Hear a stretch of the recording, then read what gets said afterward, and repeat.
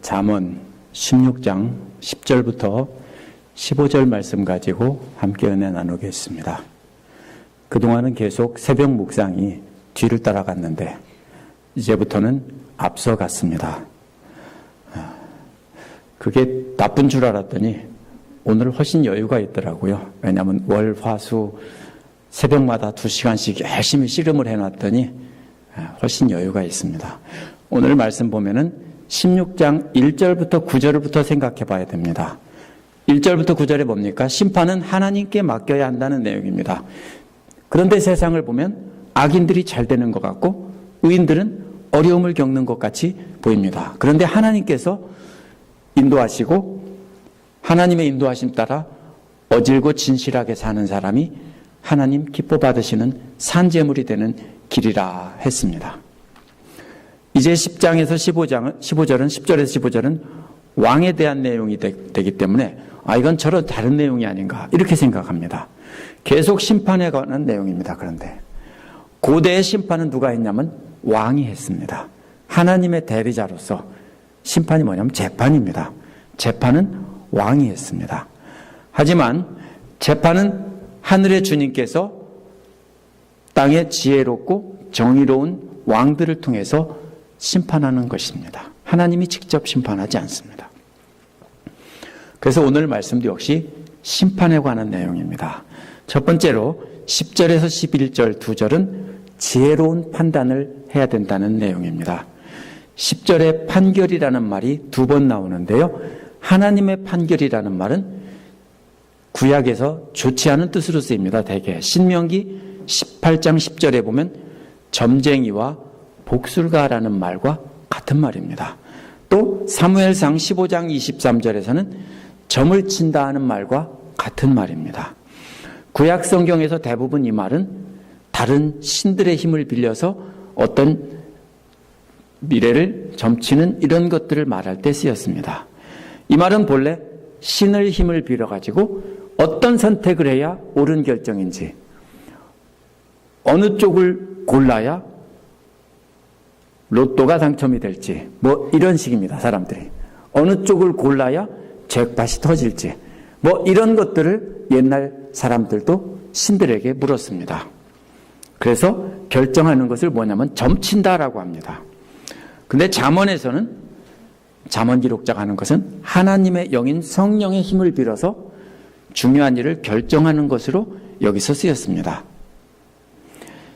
10절도 역시 짝을 이루는 2개의 대꾸로 되어 있습니다. 잠언을 해석하는 가장 중요한 방법은요. 대부분이 짝을 이루는 2개의 대꾸로 되어 있습니다. 예를 들면 이런 식입니다. 철수는 키가 크지만 영철이는 뚱뚱하다. 이런 식으로 짝을 이루고 있습니다. 그러면 그 짝이 서로 말이 비교가 되는지 안 되는지 그거를 찾아야 되는데 그거를 못 찾을 때는 우리가 잘못 읽고 있구나 이렇게 생각하면 됩니다. 여기서도 짝이 뭡니까? 왕이 내리는 판결은 하나님이 판결이니라는 말은 원어에서 하나님의 영의 결정이 왕의 입술 위에 있다 이런 말입니다. 입술이란 뭐 하는 겁니까? 입과 입술이 다른 것 뭡니까? 입은 열려있는 게 입인데 입술은 닫혀있는 게 입술입니다. 그래서 필요할 때 열고 얼른 닫아 지키는 것입니다. 전에도 이런 게 나왔죠. 입술을 지킨다는 게. 그래서 법정에서 판결을 선포하는 것을 뜻하는데요. 왕이 판결을 선포할 때만 딱 말을 하고 입을 닫습니다. 만약에 판결을 선포하는 왕이 계속 뭔가 중얼중얼 짓거리고 딴 얘기하고 웃기는 얘기하다가 판결 한마디 하고 또 막 이상한 얘기하면 어떻게 되겠습니까? 이상하겠죠? 그래서 어떻게 해요? 딱 그 필요한 말만 하고 딱 닫도록 한다는 겁니다. 그런데 이 왕이 말한 이것은 기록된 판결문이 아니라 하나님의 영이 결정을 해서 왕의 입술에 준 것입니다. 짝을 이루는 대꾸는요, 판결할 때는 그릇된 판결을 내리지 않는다는 것입니다. 판결할 때는 그의 입은 실수하지 않는다는 것입니다. 여기서 판결이라는 말은 현명한 결정을 내린 기록을 말합니다. 앞에서 나온 그 법정에서 판결을 선포하는 것과는 다른 말입니다. 현명한 결정을 내린 기록. 한국에서는 뭐라고 하냐면 판례라고 합니다. 법에 없을 때는 어떻게 합니까? 전에 어떤 슈프림 코트 판사가 이것을 어떻게 했느냐, 그걸 찾아봅니다. 그걸 찾아보면 대부분 그것을 따라가는 것입니다. 그래서 나중에 후대의 왕들이 두고두고 참고할 만한 판례가 되는 것입니다. 대부분 하나님께서 주신 것이죠. 하나님의 영이 결정이 왕의 현명한 결정과 짝을 이루고 있습니다. 앞에서는 하나님의 영의 결정이 입술 위에 있다고 했는데 이번에는 왕의 현명한 결정이 어디에 있어요? 잘못된 결정을 하지 않는다고 했는데 그 왕의 입이 잘못된 결정을 하지 않는다라는 것입니다. 서로 그렇게 해서 비교가 됩니다. 그래서 판결을 하나님께 맡기면 하나님께서 입술을 지켜주시고 또 하나님의 영은 함께 하시면 실수하지 않는 법입니다. 그래서 실수하지 않는다는 말은 딴 길로 새지 않는다는 뜻입니다. 똑바로 길을 간다는 뜻입니다. 그래서 하나님의 영은 하나님의 말씀을 통해서 임합니다. 그러면 왕이 무엇으로 판결을 합니까? 하나님의 말씀에 근거해서 재판을 하는 것이 바로 현명한 왕의 재판입니다. 그럴 때는 실수로 딴 길로 가지 않는다라는 것입니다. 11절에서도 하나님이 공정하게 판결한다는 것이 또 이어지는데 전혀 다른 내용 같습니다. 10절에서 판결이라는 말이 11절에도 나옵니다. 근데 정확하다는 말이 바로 10절에서 앞에 나온 판결이라는 말과 같은 말에서 온 말입니다. 정확한 판결이 이번에는 왕의 재판이 아니라 시장에서 곡식을 재는 상인들의 손에 있습니다. 그래서 정확한 저울과 천평이라는 말은 어떻게 다른 거냐면요. 저울이란 땅에 놓고 재는 안전뱅이 저울입니다. 그래서 그 위에다 쌀가마니 같은 거 올려놓고 옛날에 뭡니까? 추를 이렇게 움직여서 재는 거 있죠? 이제 그런 저울, 어떻게 생겼는지는 모르지만 그런 큰 저울을 말하고요. 천평이란 손으로 들고 재는 저울입니다. 옛날에는 다 뭐냐면요. 지렛대를 이용해서 추를 움직여서 재는 겁니다. 다. 이 두 가지 저울입니다. 그런데 하나는 무거운 양을 재는 것이고 하나는 가벼운 것을 재는 것입니다. 그런데 이 두 종류의 저울이 주님의 것이다 라고 했는데 주님으로부터 왔다는 것입니다. 주님께서는 큰 저울과 작은 저울을 만드는 기술자에게 정직한 영을 부어주어서 정확하게 만들도록 했다는 것입니다. 대부분 고대의 저울은 저울 자체가 틀리지는 않습니다. 저울은 바르게 만들죠. 이와 짝을 이루는 말이 뭡니까? 저울들과 짝을 이루는 것은 주머니 속의 추입니다. 그런데 상인의 가죽 주머니 안에 들어있는데요. 그것은 역시 주님의 작품이라는 것입니다. 앞에서는 하나님의 영이 어디에 임했습니까? 저울을 만드는 사람에게 임했는데 이번에는 저울추도 역시 하나님의 영이 임하셔서 정확하게 만들어진 것이라는 것입니다. 그런데 이번에는 하나님의 정직한 영이 그 저울을 사용하는 상인의 마음에 함께 하시는 겁니다. 부정직한 상인은 저울 자체를 속일 기술이 없기 때문에 대개 무게가 다른 두 개의 추를 주머니에 넣고 있습니다. 그래서 곡식을 사드릴 때는 뭘로 삽니까? 무거운 추로 재면 되게 많이 오죠. 팔 때는 가벼운 추를 써서 재가지고 조금 주죠. 이렇게 해서 더 부정한 이익을 남깁니다. 고대 이스라엘과 근동지방에서 이런 일들이 흔하게 벌어졌습니다. 따라서 가짜 저울추를 만들어서 사람을 속이는 사람들은 하나님께서 역겹게 여기시고 하나님의 심판을 받는다는 것입니다. 10절과 11절이 전혀 다른 말인 것 같지만 사실 같은 말입니다. 왕이 하나님의 영을 따라서 공정하게 심판하는 것이나 상인들이 시장에서 잴 때 공정하게 곡식을 재는 것이나 결국 똑같은 것입니다. 하나님께서 함께하고 계시다는 겁니다. 그런데 부정직한 왕들, 정치가들은 뭡니까? 부패해가지고 옳지 못한 일들을 많이 하죠. 밥그릇을 자기 앞으로 놓는 일들을 많이 하죠. 이제 그런 것들은 부정직한 판결을 하는 것이고 잘못 재는 겁니다. 결국 둘 다 재는 겁니다. 왕이 판결하는 것도 재는 것이고 상인이 곡식을 재는 것도 재는 것입니다. 이때 하나님의 영이 함께 하셔서 그대로 바르게 하는 사람들에게는 복이 있지만 하나님이 함께 하시는데도 그걸 따르지 않고 제멋대로 하는 사람은 저주가 있다, 역겹다 이런 말입니다. 왕이 중요한 판결을 내릴 때 하나님의 영이 지혜를 주셔서 공정한 판결을 내리게 하십니다. 또 공장에서 저울을 만들 때나 시장에서 상인이 정직한 거래를 할 때도 하나님의 영이 그들과 함께합니다. 그렇다면 뭡니까? 직장에서 우리가 일을 할 때나 시장에서 물건을 사고 팔 때도 사람들과 만나 수많은 일을 할 때도 우리는 항상 하나님의 영이 우리에게 가르쳐 주시는 대로 해야 합니다. 그럴 때가 있죠. 가끔 돈을 냈는데 물건을 사고 내가 낸 돈보다 더 많이 거슬러줘요. 그죠? 왜? 10불짜리 냈는데 100불짜리인 줄 알고 잘못 거슬러 준다고요. 그러면 이게 웬 수지냐 하고 그냥 오면 안 되는 거죠. 왜요? 그런 때 하나님의 영이 우리 안에 계세요. 직장에서 일할 때도 혹시 속일 때 없으세요? 뭐 시간을 속인다든지 뭐 이런 거 조금씩 속일 때 없으세요?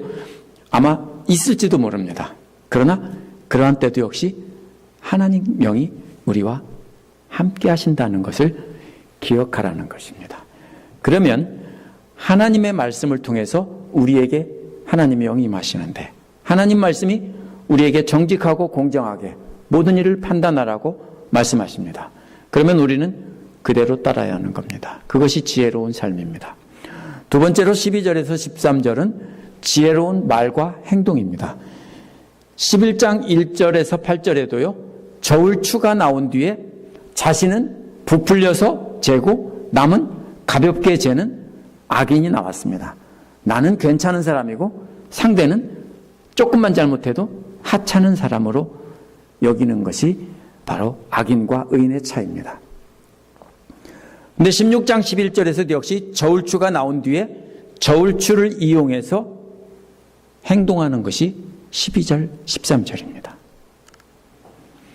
왕이 법정에서 공정한 판결을 내리는 것이나 시장에서 상인이 정확한 저울로 재는 것이나 결국 같습니다. 공정한 저울로 누구에게나 똑같이 측정해야 하는 것입니다. 저도 공정하지 못하게 할 때가 정신 차리지 않으면 있습니다. 왜? 예쁘고 잘생긴 사람 보면 어서 오십시오 하고 더럽고 못생기고 추한 사람 보면 어서 오십시오 이렇게 할 수가 있지 않을까요? 사람이기 때문에 그런 마음이 생길 수 있습니다. 그러나 하나님의 영이 우리 안에 말씀해 주시죠. 그러면 안 돼라고 하면 그 다음에 뭡니까? 알기는 다 알죠. 그래서 판결은 누구나 다 공정하게 합니다. 근데 문제는 그게 아니라 판결을 하고 난 다음에 행동하는 것을 하느냐 안 하느냐가 문제인 것입니다. 측정한 결과에 따라서 그대로 행동하고 말을 해야 되는데 판단은 옳게 해놓고 자기에게 손해가 되면 행동을 안 하고 말을 안 한다는 겁니다. 알죠? 물건 살 때 내가 10불 냈는데 상대방이 만약에 80불 거슬러주면 알잖아요. 자기는 판단해서 이건 잘못됐다. 판결은 바로 내려요. 돌려줘야지. 근데 이게 또 웬 횡재냐. 이렇게 해서 행동을 다르게 한다고요. 그래서 지금 여기서 말하는 것은 먼저 행동을 먼저 말합니다. 판결을 내린 다음에 행동입니다. 12절은 왕은 악행하는 것을 역겨워해야 한다라고 했는데 원어는 왕이 아니라 왕들입니다. 세상의 모든 왕들을 가리키는 말입니다. 역겹다는 것은 토할 것 같다는 겁니다. 뭐가 토할 것 같습니까? 행동이 겉다르고 속다르면 으악 이겁니다. 말은 공정하게 멋지게 잘하고 생각은 멋지게 하는데 행동은 안 하면은 웩 토할 것 같다 이겁니다. 주로 하나님께서 역겨운 재물을 받으시고 토할 것 같다라고 할 때 쓰이는 말입니다. 말씀에 따라 판단은 옳게 하고 그게 옳다고 깨달았습니다. 그래서 참 나 오늘 은혜 받았습니다라고 하고 기뻐합니다.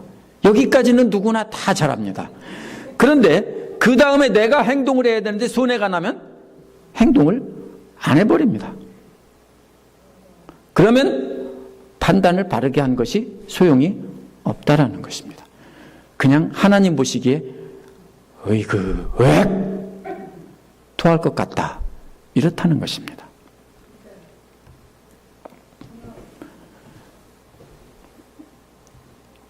또 보면은 공의로만 왕위가 굳게 세워질 수 있기 때문이다 라고 했습니다. 하나님께서 하나님의 공의로 다스리라고 왕위에 앉혀주셨다라는 겁니다. 하나님은 공의롭게 판단하고 하라고 왕을 세워준 것이 아니라 공의로 다스리라고 세워주셨다고요. 잘 보세요, 말을요. 공의로 판단하라고 세워준 게 아니라 공의로 다스리라고요. 이게 뭐예요? 행동을 하라고요. 판단은 바르게 했는데 10절 11절에서 이제 12절에서는 너 왕위에 앉혀준 거는 판단을 바르게 하라고 하는 게 아니라 행동을 바르게 하라고, 다스리는 걸 똑바로 다스리라고, 이런 말입니다. 나라뿐 아니라 교회나 가정을 다스리는 사람도 누구나 다 다스리죠. 남편들 다스리잖아요. 안 다스려요? 남편들 다스리고, 맞죠? 아내들 다스리고, 또 아이들 다스리고, 어디서든지 하여튼지 책임을 지고 있습니다. 그럴 때 어떻게 하라고요? 공의롭게 판단하라고 하는 게 아니라 공의롭게 다스리라고요. 행동으로 나가라고요. 이제 13절은 말입니다. 말은 말씀에 따라 판단하고 행동으로 실천한 뒤에 경험한 것을 말하는 것입니다. 그럼 뭐라고 합니까? 내가 이렇게 판단했고 내가 이렇게 행동했는데 그게 참 좋았더라 라고 말을 하는 것이 바로 13절의 말입니다. 먼저 왕은 공의로운 말을 하는 것을 기쁘게 여겨야 하고라고 했습니다. 원어는 공정한 입술들은 왕의 기쁨이라는 뜻입니다. 하나님께서 왕을 공의로 다스리라고 하셨기 때문에 행동뿐 아니라 이제 그 입술로도 자신이 말씀을 통해서 판단하고 행동을 통해서 올바르게 다스린 것을 경험했으면 그 다음에 뭡니까? 그 이야기를 해야 된다는 것입니다. 그것이 공의로운 말을 하는 것을 기뻐해야 한다는 것입니다. 내가 예수 믿어서 이렇게 바르게 행했더니, 성령께서 이렇게 말씀하실 때 내가 이렇게 했더니 참 기뻤습니다. 그리고 하나님께서 이렇게 내게 복을 주셨습니다. 이렇게 말할 수 있겠죠. 이것이 바로 13절의 말입니다. 또 올바른 말하기를 좋아해야 한다라고 했습니다. 올바른 말이라는 말은 구부러졌다는 말의 반대말입니다. 자신을 감추려고 남을 속이기 위해 하는 말들이 구부러진 말입니다. 히브리어나 한국말이나 비슷하죠. 확 꼬부린, 그죠? 싹 돌려서 말하는 거. 이게 구부러진 말입니다. 근데 똑바로 말하라고요. 이게 뭐예요? 자신이 마음속에 무엇이 옳은가 이미 판단했으면 그것을 그대로 말하라고요.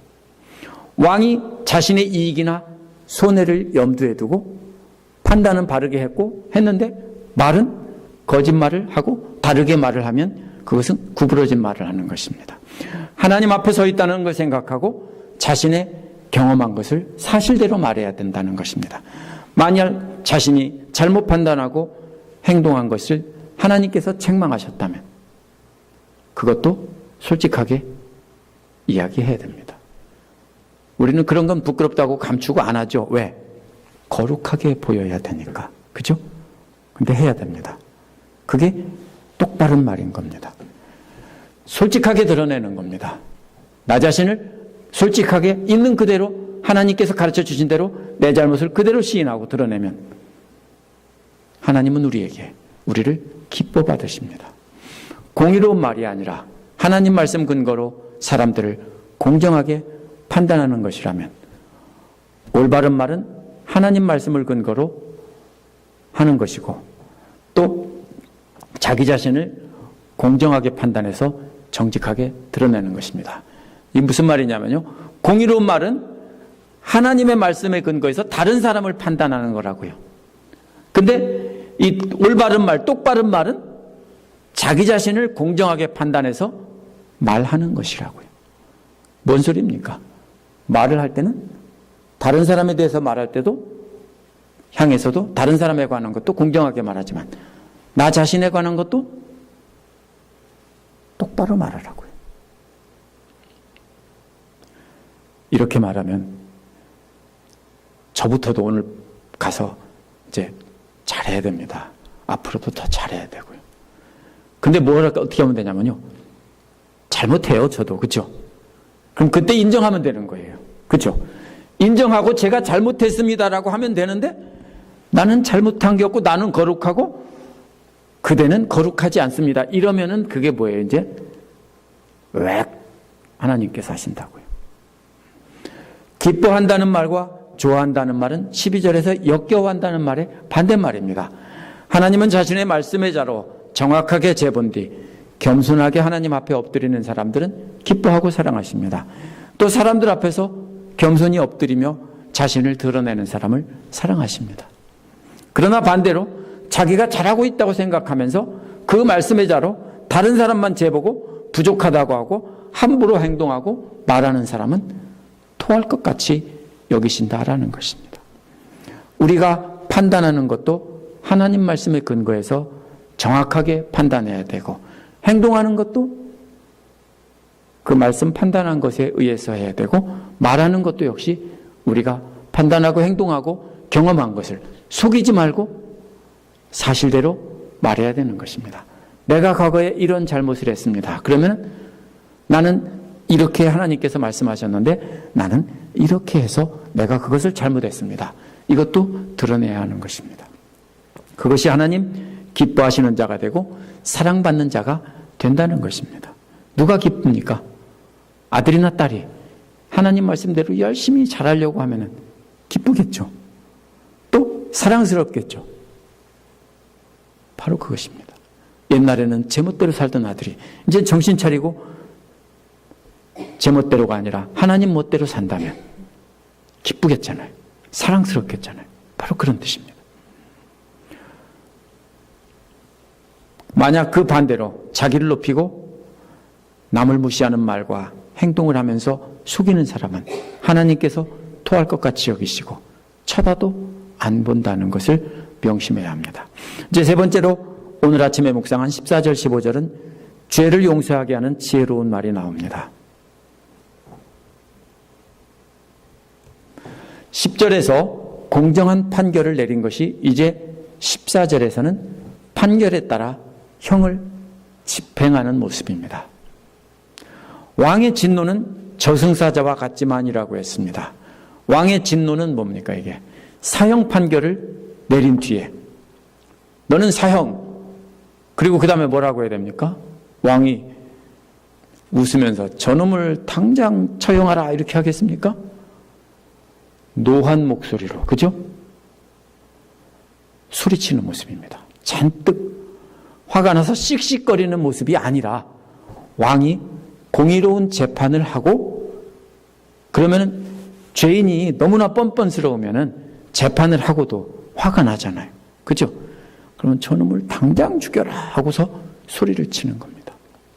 그런데 이때 지혜로운 사람은 왕의 진노를 가라앉힌다는 겁니다. 진노를 가라앉힌다는 말은 본래 덮는다, 감춘다는 말인데 구약에서 속죄제라는 말에서도 이 말로 쓰입니다. 속죄제사. 그러면 속죄가 뭐예요? 죄가 사라지는 게 아니에요. 죄가 있는데 그냥 감추어 주는 거예요. 죄는 그대로 남아있지만 가려주는 것이 구약의 속죄제사예요. 아담과 하와가 하나님을 대적해서 선악과를 먹었을 때 그들은 부끄러움을 알게 됐어요. 그래서 하나님이 가죽옷을 입혀줬어요. 부끄러움을 아는 게 사라졌어요? 사라지지 않았어요. 다만 그것을 감추어 주시고 용서해 주신 것 뿐이라는 거예요. 시편 78편 38절에 보면 그는 긍휼이 많은 하나님이시기에 그들의 죄를 덮어주셔서 그들을 멸하지 아니하시며 라고 했습니다. 하나님이 우리의 죄를 몰라서가 아니라 아시면서도 덮어주시면서 용서해 주신다는 것입니다. 그것이 바로 여기서 진노를 가라앉힌다, 감춘다 이런 말의 뜻입니다. 이 말은 또 달래드린다는 말에 쓰이는데요. 민수기 25장 6절에서 13절에 보면 이스라엘 사람들이 모압 여자와 사귀면서 바알볼에게 제사를 참여해서 하나님께서 진노하시는 모습이 나옵니다. 한두 명이 그런 게 아니라 많은 이스라엘 백성들이 이방 여자와 성관계를 갖고 그들의 신전 가서 그들의 제사를 드리고 이랬다고요. 괘씸하죠. 왜? 이집트에서 끌고 나와서 이렇게 살려주고 구원해주고 먹이고 다 해줬는데 그렇게 하니까 괘씸하죠. 하나님이 하지 말라고 했는데. 그런데 그때 연병으로 죽은 사람이 24,000명이나 되었다라고 했습니다. 근데 아론의 손자 비느하스가 어떤 사람이 미디안 여자를 데리고 집으로 들어가는 것을 보고서 쫓아가서 창으로 찔러 죽이니까 연병이 그쳤다라고 했습니다. 비느하스가 하나님의 진노를 달래드린 겁니다. 그렇지만 사실은 비느하스는 지혜로운 행동으로 악한 죄인을 처벌해서 하나님의 백성들의 하나님의 진노를 달래고 백성들의 죄를 덮어달라고 한 것입니다.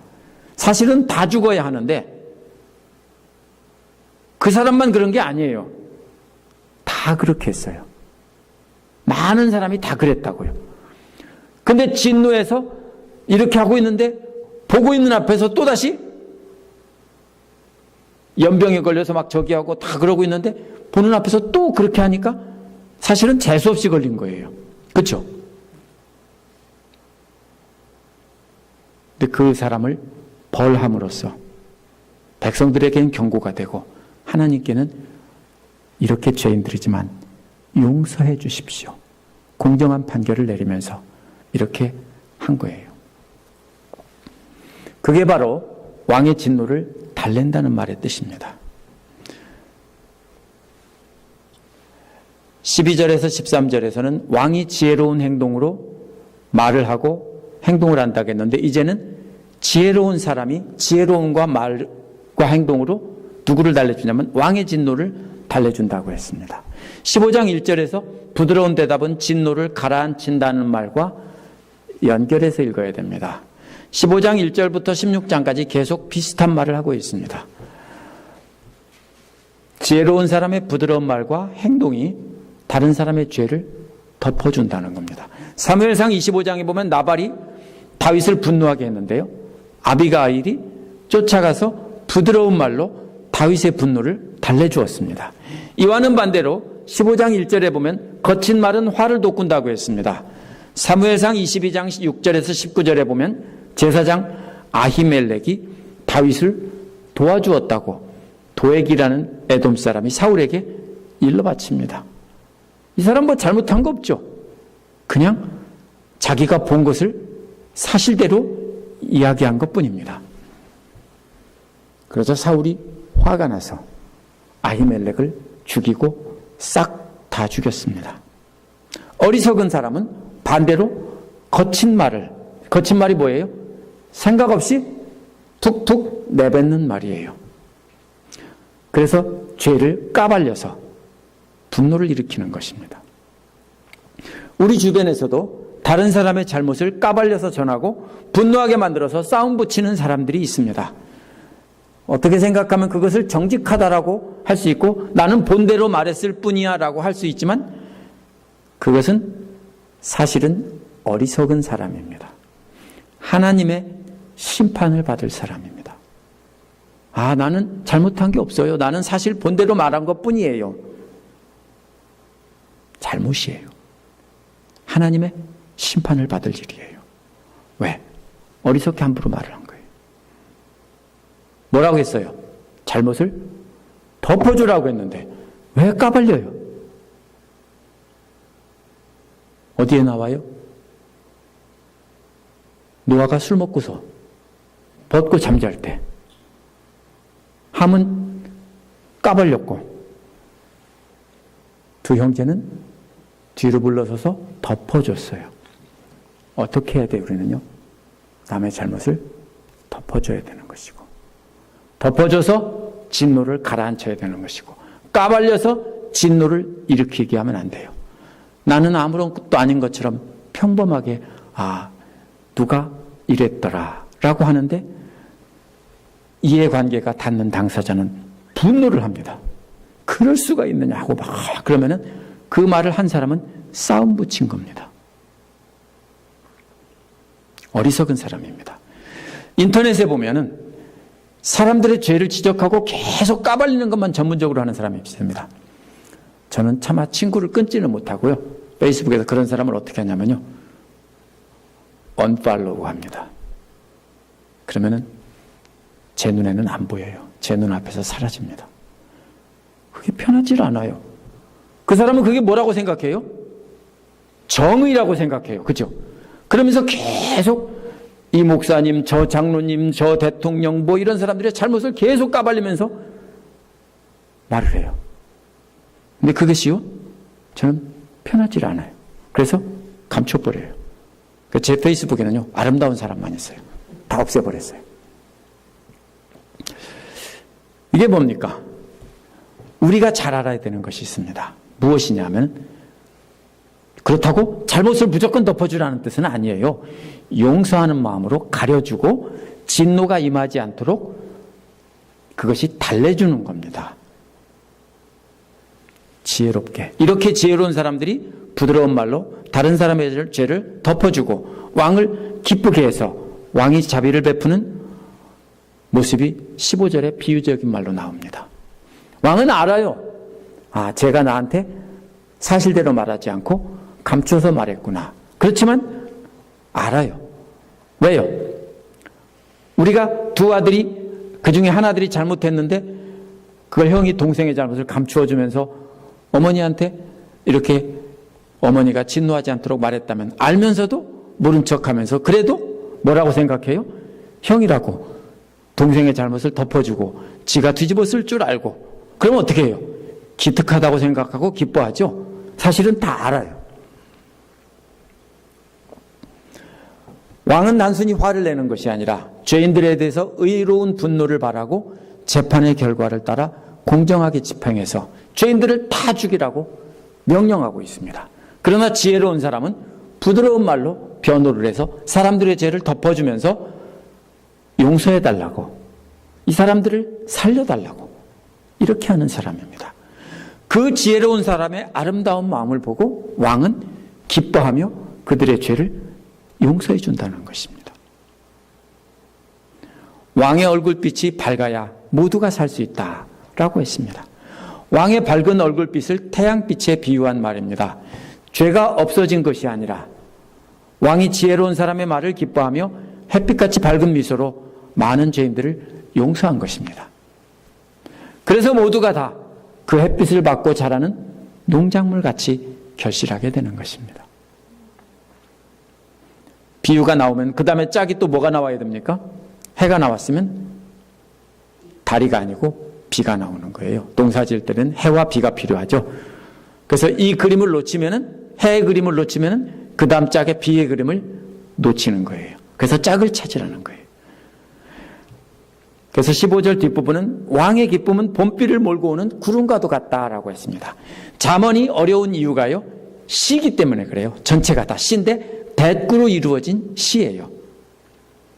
햇살 같은 얼굴, 기쁨, 햇살 같은 왕의 밝은 얼굴. 이번에는 마음속에 있는 기쁨이 마치 뭐와 같다고요? 봄비 같다고요. 근데 한국의 봄비를 생각하면 안 됩니다. 봄비가 뭡니까? 지혜로운 사람의 말을 듣고 왕이 기뻐하는 마음을 봄비를 몰고 오는 구름과도 같다라고 했습니다. 이스라엘은요, 지중해 연안에서는 가을에부터, 늦가을부터 비가 오기 시작해서 겨울 동안 비가 오다가 봄이 되면 비가 안 와요. 그러면 계속 가물어서 비가 안 와요. 그러면 이른 비는 뭐를 합니까? 땅을 파고 딱딱한 땅을 부드럽게 해서 땅을 파고 농작물을 심을 수 있게 해주는 비입니다. 근데 늦은 비는요, 이제 작물이 자라거나 아니면 늦게 심은 보리 같은 것, 이런 것을 이제 심을 수 있게 하고 이렇게 하는 비입니다. 그래서 이때는 곡식을 결실하도록 비가 많이 오는 게 아니라 촉촉하게 이렇게 적셔주는 그런 늦은 비입니다. 그 양이 이른 비처럼 많지는 않지만, 이른 비는 어떻게 되냐면요, 그냥 와디가 넘쳐가지고서 다 쓸려 내려가고 집이 쓸려 내려갈 만큼 집중호우가 오는데, 늦은 비는 그렇게 많이 오는 것이 아닙니다. 적당한 습기를 줘서 햇빛과 함께 열매가 잘 결실하도록 해준다는 것입니다. 이 농작물로 농사 짓는 농부들이기 때문에 이렇게 왕의 밝은 얼굴과 기쁨을 햇빛과 봄비로 이렇게 비유를 했습니다. 왕의 미소를 햇빛으로 비유했고 왕의 마음속의 기쁨을 봄비를 몰고 오는 구름으로 비유한 것은 바로 그런 뜻입니다. 그림으로 보여준 것입니다. 말이란 그런 것입니다. 말이란 지혜로운 말과 행동은 다른 사람의 죄를 가려주고 용서하게 해줘서 결실을 맺도록 해주는 것입니다. 우리의 말과 행동도 죄를 까발리는 게 아니라 덮어주고 가려줘서 자비와 용서로 열매 맺게 해줘야 되는 것입니다. 이제 토막토막 끊어진 말이 10절부터 15절 전체가 이어지죠. 어떻게 이어집니까? 하나님 말씀을 따라 지혜롭게 판단하고 나면 그 판단에 따라서 먼저 행동부터 하는 겁니다. 행동을 하고 행동보다 말이 앞서면 어떻게 해요? 말만 앞세우는 사람입니다. 그래서 여기서 말이 먼저 나오는 게 아니고 판단했으면 행동 먼저 합니다. 행동을 하고 나면 그것이 좋으면 말로 그 다음에 이렇게 했더니까 좋았더라. 그래서 바로 말을 하는 겁니다. 자신은 하지도 않으면서 말로 떠들기만 하는 사람은 변화시키는 힘이 없습니다. 그래서 목사가 잘못하면 변화시키는 힘이 없습니다. 왜? 말만 하기가 쉽기 때문에. 엄청나게 많은 것을 가르치는데 하나님 말씀이 하니까 나도 하지도 못하면서 전할 때가 참 많습니다. 그러나 부담을 가져야 됩니다. 우리가 말을 하면서 부담을 가져야 됩니다.